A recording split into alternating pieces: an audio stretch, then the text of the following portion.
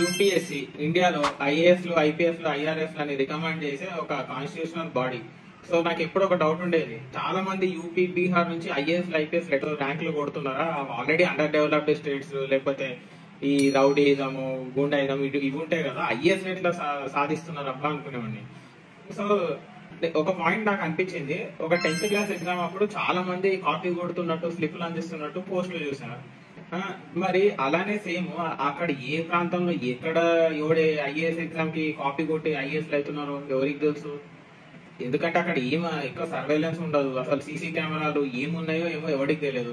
ఇంత డెవలప్ అయిన హైదరాబాద్ లోనే 2017 లో ఆల్రెడీ ఐపీఎస్ కొట్టిన ఒక క్యాండిడేట్ బ్లూటూత్ లు పెట్టుకొని దొరికిపోయాడు హైదరాబాద్ అశోక్ నగర్ లో.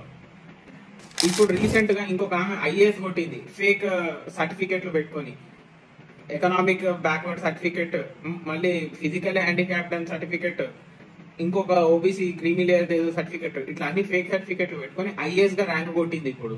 మరి ఇవన్నీ చూస్తుంటే 2024 లోనే యూపీఎస్సీలో ఇట్లా చీట్ చేసి యూపీఎస్సీని ఐఏఎస్ గా ర్యాంక్ కొట్టినప్పుడు యూపీ, బీహార్ లో ఎవరికి తెలుసు ఎగ్జామ్ సెంటర్లు ఎక్కడ ఉన్నాయో, ఏమున్నాయో, వాళ్ళు ఏమేమి స్కాములు చేస్తున్నారో అక్కడ.